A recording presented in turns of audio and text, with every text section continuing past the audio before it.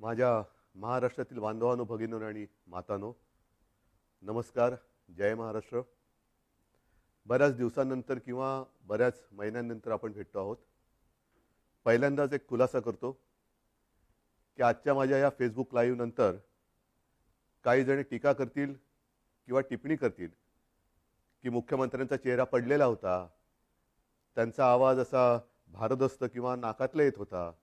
तर साहजिकच आहे, त्याला कारण आजच सकाळी माझी जी कोविड टेस्ट केली ती कोविड टेस्ट पॉझिटिव्ह आलेली आहे.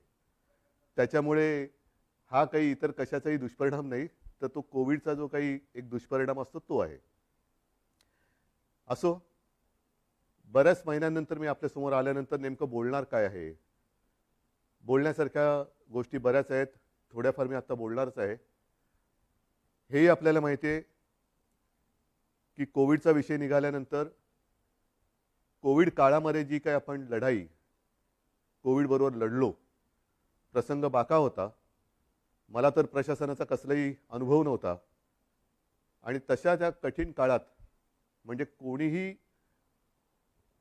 तोंड देऊ शकलेलं नव्हतं किंवा ज्यांच्या अनुभवाला हा कोविड आला नव्हता, अशा प्रशासन माहिती नसलेल्या माणसाच्या वाटेला पहिल्या 2-3 महिन्यातच कोविड आला. मला जे काही करायचं ते मी प्रामाणिकपणाने त्याही वेळेला केलं. कोविडपासून सावध कसं राहायचं, काय काय करायचं हे मी तुम्हाला का सांगतोय, कारण त्या दरम्यानच्या काळात जे काही सर्वे होत होते त्या सर्वेमध्ये देशातील सर्वोत्तम 5 टॉप मुख्यमंत्र्यांमध्ये तुमच्या सगळ्यांच्या मेहनतीमुळे आणि तुम्ही दिलेल्या सहकार्यामुळे महाराष्ट्राच्या मुख्यमंत्र्यांना तो एक त्याच्यामध्ये ती गणना केली गेली. साहजिकच आहे, आत्ताचा विषय कोविड हा जरी असला तरी तो विषय मी घेऊन तुमच्यासमोर आलेला नाही आहे. मी आलेलो आहे काही वेगळे मुद्दे घेऊन.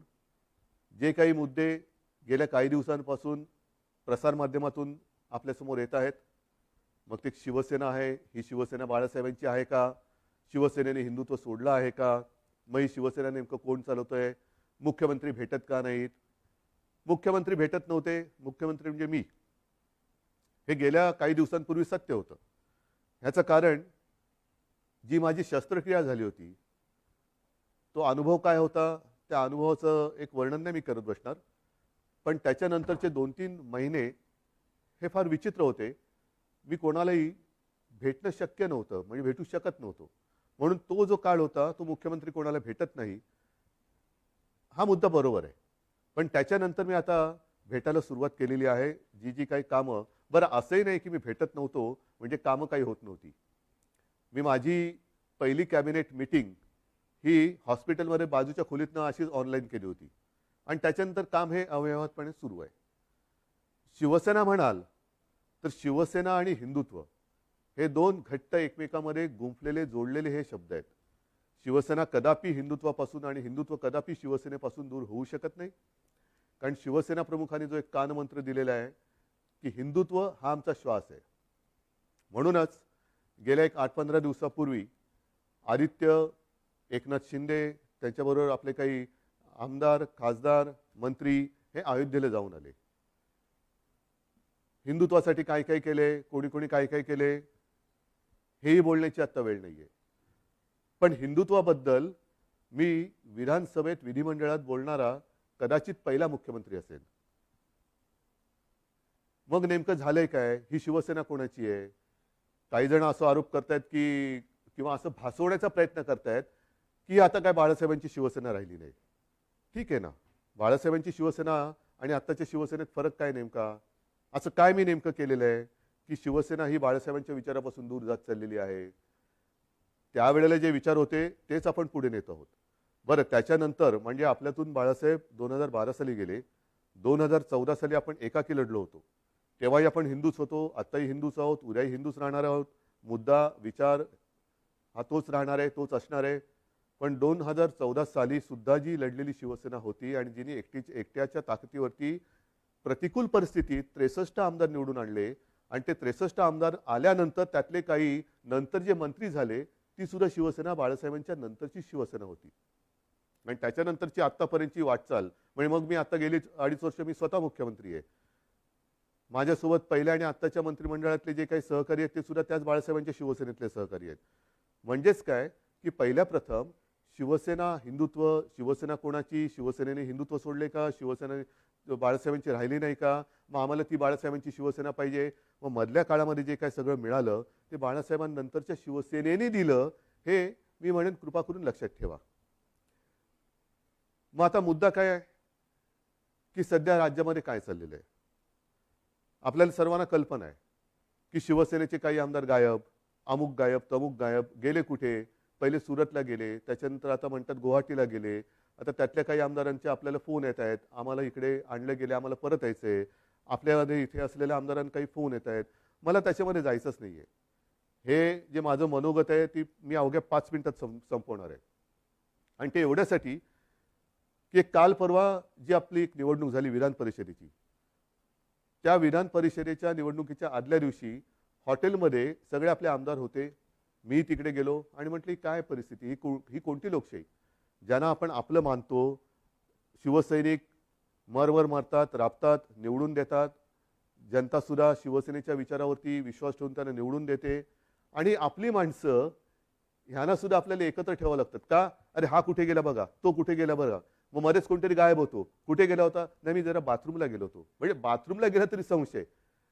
म्हणजे बाथरूमला म्हणजे असं म्हणतात की शंका ठीक आहे, पण लघुशंकेला गेला तरी शंका.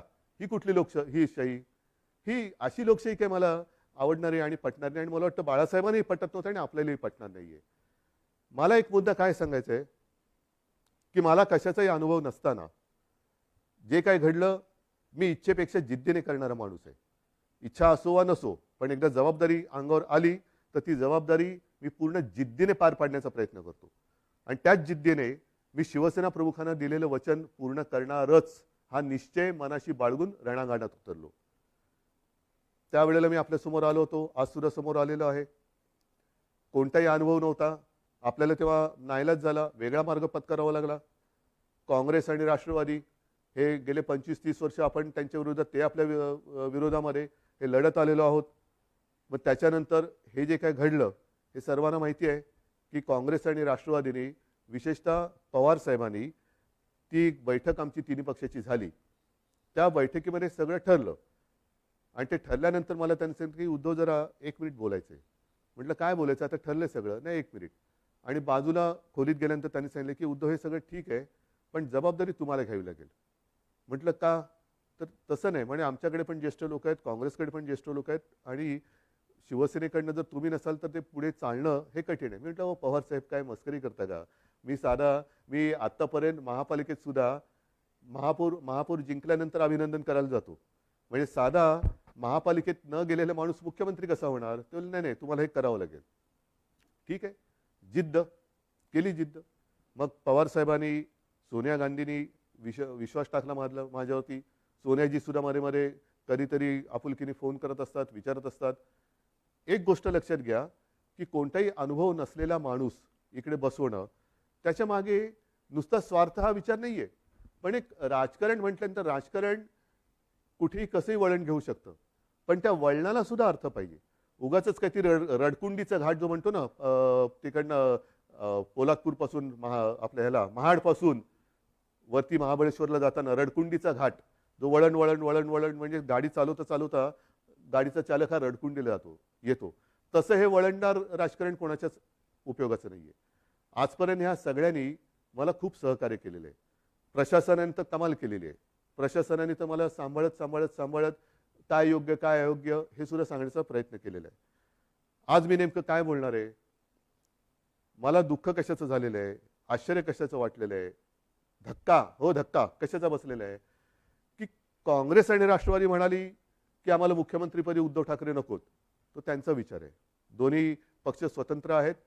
ठीक आहे, सत्तेच्या तडजोडीसाठी आपण एकत्र आलो होतो असं जे काही इतर जण म्हणतायत, त्यांच्याप्रमाणे सत्तेच्या साठी आपण एकत्र आलो होतो. पण आज सुद्धा सकाळी कमलनाथजींनी मला फोन केला होता. कालच सकाळी शरद पवारजींनी फोन केला. मला म्हणाले उद्धव आम्ही तुमच्या सोबत आहोत. हा त्यांच्या भरोश्याचा विषय. पण त्यांनी भरोसा माझ्यावरती ठेवल्यानंतर माझ्याच लोकांना जर मी मुख्यमंत्रीपदी नको असेल तर काय करायचं, हा मोलाचा प्रश्न आहे. माझीच लोक म्हणत असतील की ते ठीक आहे, त्यांना हवे असतील पण आम्हाला तुम्ही नको. मग मला हेच म्हणायचं आहे की समजा माझ्या लोकांना, म्हणजे मी माझं म्हणतोय ते मला आता माझं आपलं मानतात की नाही मला माहिती नाही, कारण ते माझ्यासमोर नाही आहेत. तर तुम्ही इथे येऊन बोलायला काय हरकत होती?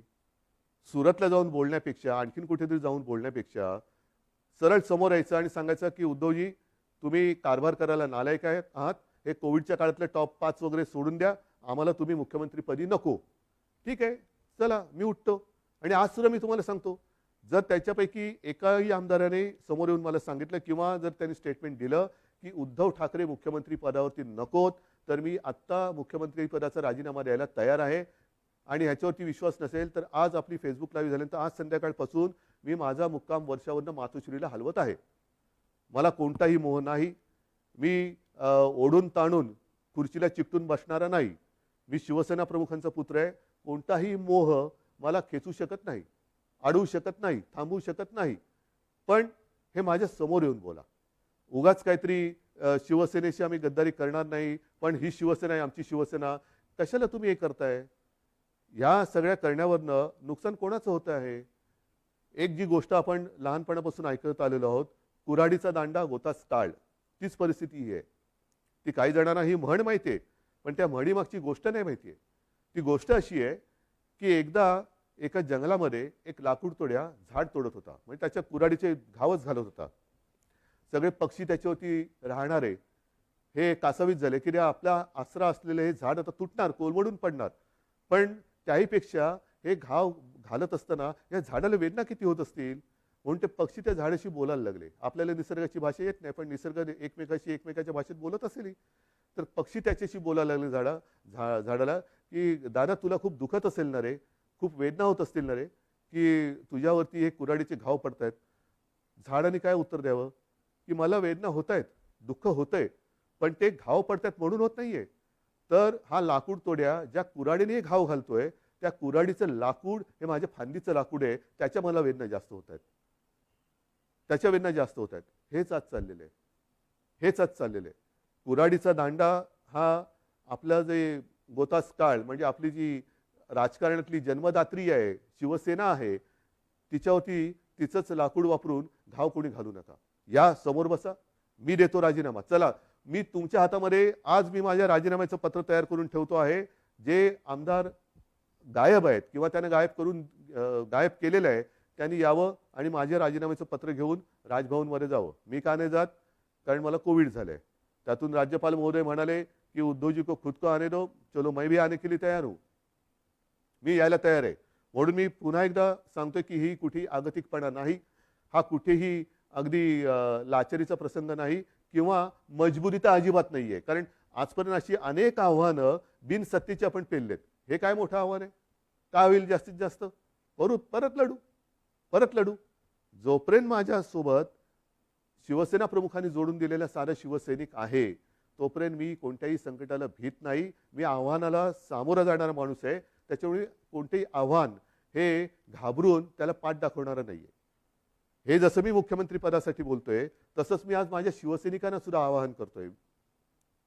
कारण का तर ही शिवसेना बाळासाहेबांची शिवसेना राहिली नाही असं काही जे आरोप करतायत, त्याला सुद्धा माझ्याकडे उत्तर आहे. ज्या शिवसैनिकांना असं वाटत असेल की मी शिवसेनेचं नेतृत्व करायला नालायक आहे, चला मला सांगा, मी हेही पद सोडायला तयार आहे. मी शिवसेना पक्षप्रमुख पद पण सोडायला तयार आहे, पण हे सांगणारा विरोधक नाही. नाहीतर असे फडतूस लोक खूप आहेत. त्यांच्या सांगण्यावरनं किंवा त्यांच्या त्या काय ते ट्रेंडिंग, ट्रोलिंग, ट्विटर ह्याच्यासाठी त्यांना मी बांधलेलं नाहीये. मी माझ्या शिवसैनिकाला बांधलेलं आहे. आणि शिवसैनिक सुद्धा या भानगडीत पडणारा नाहीये, कारण तो फेस टू फेस संकटाला सामोरं जाणारा शिवसैनिक आहे. म्हणून त्यांनी सांगावं, मी दोन्ही पदं सोडायला तयार आहे, पण मी मुख्यमंत्रीपद सोडल्यानंतर जर शिवसेनेचा मुख्यमंत्री होत असेल, मला आनंदाने मान्य आहे. पण त्याही पलीकडे जाऊन केवळ मी मुख्यमंत्री नको, दुसरा कोणी असला तरी चालेल, पण शिवसेनेचा म्हणजे उद्धव ठाकरे मुख्यमंत्री नको, दुसरा कोणी चालेल, चला तेही मला मान्य आहे. पण एकदा मला समोर येऊन सांगा. हे इकडून तिकडून नाही, आमचं तुमच्याबद्दल काहीच म्हणणं नाहीये. पण तसं नसेल तर जोपर्यंत मी खुर्ची अडवून ठेवले, तोपर्यंत काय होणार? काहीच होणार नाही. म्हणून एकदा ठरवूया, तुम्ही या किंवा तिकडनं फोन करा आणि सांगा की तुमचं आम्ही फेसबुक लाईव्ह पाहिलं, चॅनलच्या माध्यमातून पाहिलं, फेसबुकच्या माध्यमातून पाहिलं. आम्हाला तिकडे यायला संकोच वाटतो, पण तुम्ही म्हणालात त्याच्याप्रमाणे तुम्ही आम्हाला नकोत. हे स्पष्ट सांगा. मी या क्षणाला मुख्यमंत्रीपद सोडायला तयार आहे. या क्षणाला मी मुख्यमंत्रीपद सोडायला तयार आहे.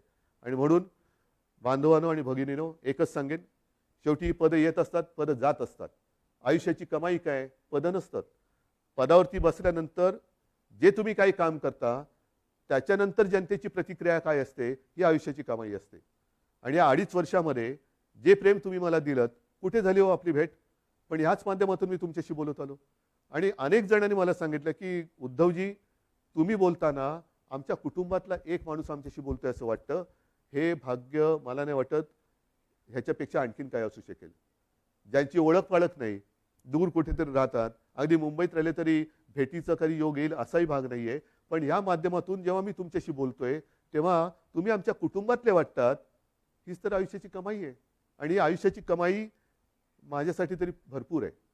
मुख्यमंत्रीपद हे तेव्हा अनपेक्षितपणाने आलं. आत्ता सुद्धा मी यायला चिकटून बसत नाहीये. जर तुम्ही सांगाल मी आत्ता त्याच्यावरनं पाय उतार तयार आहे. आणि हे माझं नाटक नाही, अजिबात नाटक नाही. कारण नाहीतर म्हणतील की काय हे असं करायचंच होतं. नाही, मला काय म्हणायचं आहे की तुम्ही संख्या किती कोणाकडे आहे हा गौण आहे विषय माझ्याकडे. शेवटी ही जी काही लोकशाही आहे त्या लोकशाहीमध्ये संख्या ज्यांच्याकडे अधिक असते तो जिंकतो. मग ती तुम्ही संख्या कशी जमवता? प्रेमाने जमवता, जोर जबरदस्तीने त्या धमक्या दटवण्या देऊन जमवता, हे नगण्य असतं. पण समोर उभी केल्यानंतर डोकी मोजली जातात आणि अविश्वास ठराव मंजूर किंवा अमंजूर होतो. मी ज्यांना माझे मानतो त्यांच्यापैकी किती जण तिकडे गेलेत, किती जण माझ्या विरुद्ध मतदान करतील? नाही. एकाने जरी माझ्या विरुद्ध मतदान केलं तरी ते माझ्यासाठी लाजिरवाणी गोष्ट आहे. आणि म्हणून मला हे एकही मत माझ्यावरती त्यांना अविश्वास ठराव दाखवण्याची वेळ येऊ नये म्हणून त्यांनी मला सांगावं. मी कुठेही त्या नावाचा उच्चार करणार नाही, वाच्यता करणार नाही. तुम्ही सांगा मी मुख्यमंत्रीपद सोडलं, बस. ह्याच्यावर आणखीन काय सांगू? मी माझं मन घट्ट करून तयारीने बसलेलो आहे. मात्र बांधवांना आणि भगिनींना एकच सांगेन की जे प्रेम तुम्ही आजपर्यंत दिलं, उद्या मी सांगितलेलंच आहे की मुख्यमंत्रीपदी माझी राहायची अजिबात इच्छा नाही. पण त्याच्यानंतर सुद्धा जेव्हा जेव्हा आपली भेटगाठ होईल ती मात्र जसा मी फिरत जाईन तशी प्रत्यक्ष होईल. तेव्हा मात्र तुम्ही हे दाखवत असलेलं प्रेम हे सदैव असंच कायम ठेवा एवढीच विनंती करतो. धन्यवाद. जय हिंद, जय महाराष्ट्र.